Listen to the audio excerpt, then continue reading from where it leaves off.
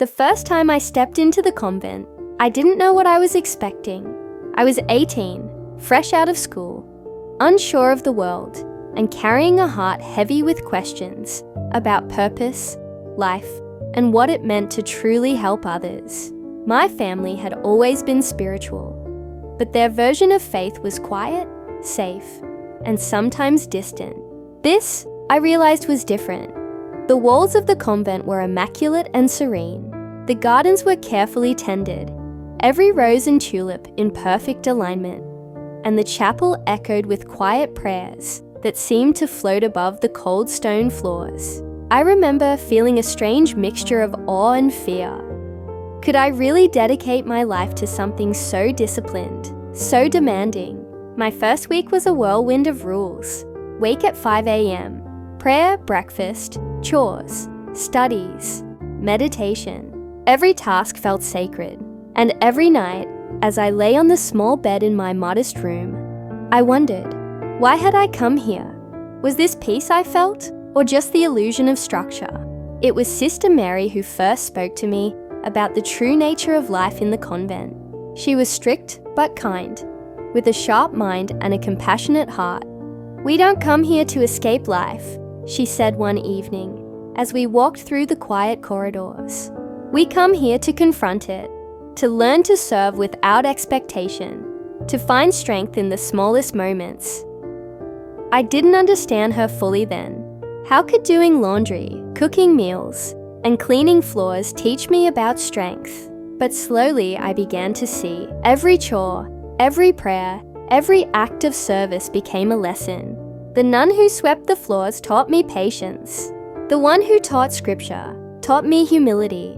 And the quiet woman who tended the sick taught me compassion I didn't know I had. Over the years, I witnessed the struggles and triumphs of the sisters around me. Some came from broken homes, some from privilege, but all had a shared desire to give their lives to something greater than themselves.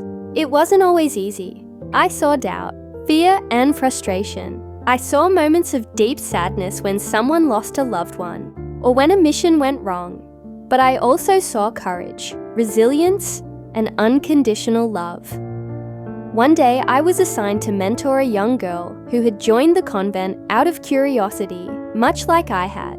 She was shy and hesitant, afraid she wasn't strong enough. I found myself guiding her, encouraging her to see her own potential. I realized then that the convent had done something incredible. It had transformed me into someone who could inspire, teach, and uplift others. The shocking truth, I realized, wasn't about the hardships or the strict rules. It was about discovering myself, about realizing that strength isn't loud or obvious.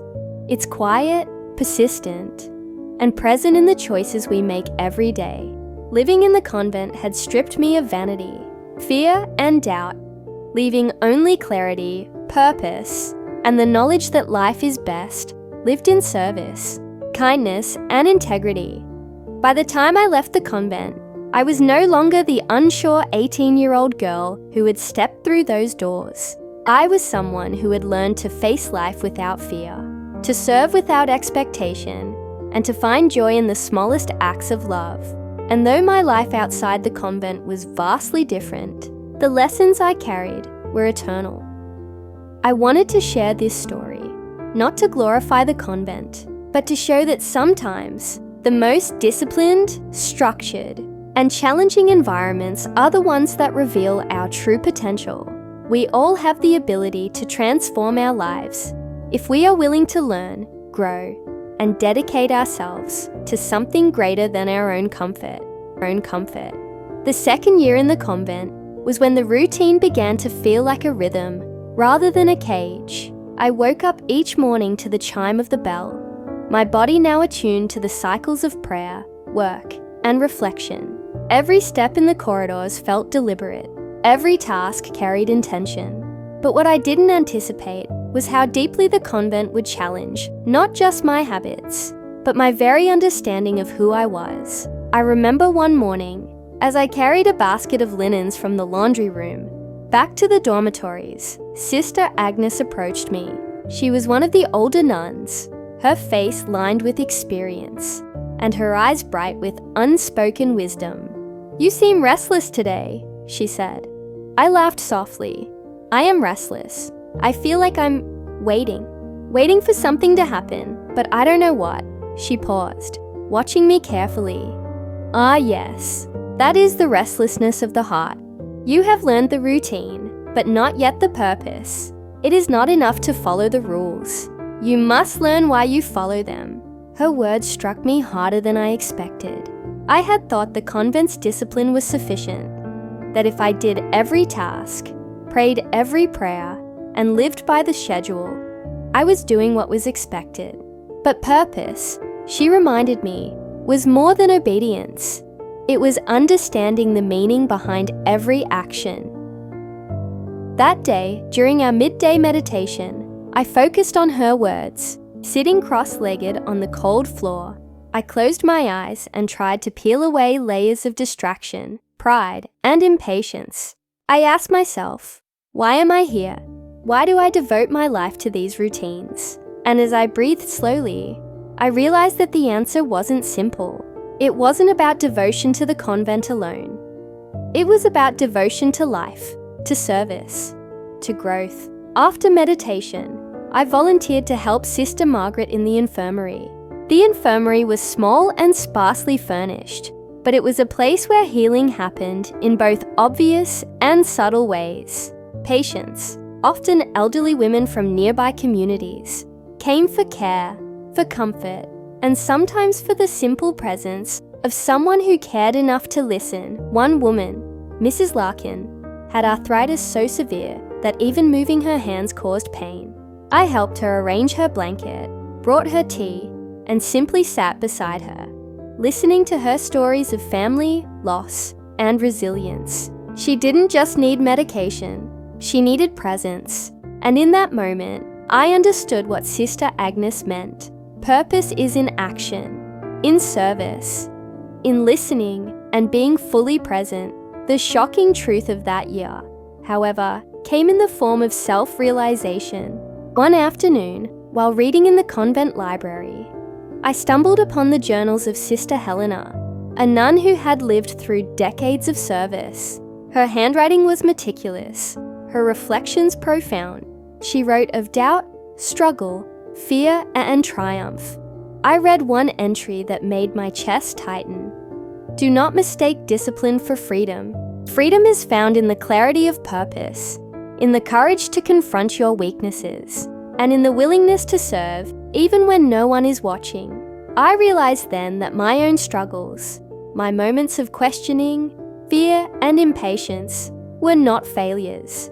They were lessons. They were part of a greater path toward clarity, strength, and understanding. Over the months, I began to mentor the newer novices. I showed them how to carry trays quietly, how to kneel in prayer without distraction, how to organize the linens with care. But more importantly, I shared the lessons I had learned, that service is never small, that patience is never wasted, and that the heart grows stronger with every act of kindness. One young girl, Emily, reminded me of myself when I first arrived. Hesitant, unsure, questioning everything. One evening, she came to me with tears in her eyes. "I don't think I can do this," she confessed. "I don't have the patience, the focus, or the courage." I smiled softly and took her hands in mine. "Emily, courage is not the absence of fear. Courage is choosing to move forward, even when you are afraid. Focus comes from repetition, from showing up every day, and patience grows from compassion, not just for others, but for yourself." She nodded, wiping her tears. "But what if I fail?" I looked into her eyes, recalling my own early doubts. "Then you try again and again, because life, service, and love are not about perfection. They are about persistence." The second year also brought moments of reflection that were more private, moments when I questioned the path I had chosen. Sitting alone in the chapel late at night, the only light coming from the flickering candles, I asked myself, who am I outside this convent? What am I meant to do with this life once I leave these walls? And slowly, I began to understand something essential. The convent was not meant to cage me. It was meant to teach me how to be free. Freedom, I realized, was not in leaving the walls behind. It was in carrying the lessons, discipline, and compassion into the world. It was in taking the clarity I had gained and using it to live fully, authentically, and purposefully. One particularly memorable experience that year involved the local orphanage. A group of children had come to the convent for a day of learning and play. I was tasked with teaching them basic crafts and reading stories. At first, I was nervous. Children are unpredictable, late, and sometimes chaotic. But as I began to tell them stories, to guide their hands in creating simple art projects, something remarkable happened. Their eyes lit up, their laughter filled the hall, and I realized that the lessons I had learned in silence, discipline, and reflection could ripple outward in ways I had never imagined. By the end of the day, one little girl tugged on my sleeve and said, "You're the nicest person I've ever met. I want to be like you when I grow up." I felt my heart swell with a mixture of pride, humility, and deep gratitude. It was in that moment I truly understood what service meant. Not obligation, not duty, but the joy of making a difference in another life. The shocking truth I wanted to share was not about dramatic events or miracles. It was this: the convent taught me that life's greatest challenges, doubt, fear, uncertainty, are also life's greatest teachers. Strength is not always visible, courage is not always loud, and love is not always celebrated. But when you dedicate yourself to learning, serving, and growing, even quietly, you transform not just your own life, but the lives of everyone around you. By the end of my second year, I was no longer the hesitant, unsure girl who had first arrived. I was growing into a woman who could lead, inspire, and uplift others. And more than that, I was learning that the most important journey is inward, discovering your own potential, your own capacity for compassion, and your own courage. That year taught me that life, no matter how ordinary it seems, is extraordinary when lived with intention. Every act of kindness, every moment of patience, every lesson learned in quiet reflection carries power beyond measure. And as I prepared to enter my third year in the convent, I carried with me a truth that would guide me forever. Your life's purpose is never found by waiting for it. You create it through your actions, your dedication, and your heart. Dedication and your heart.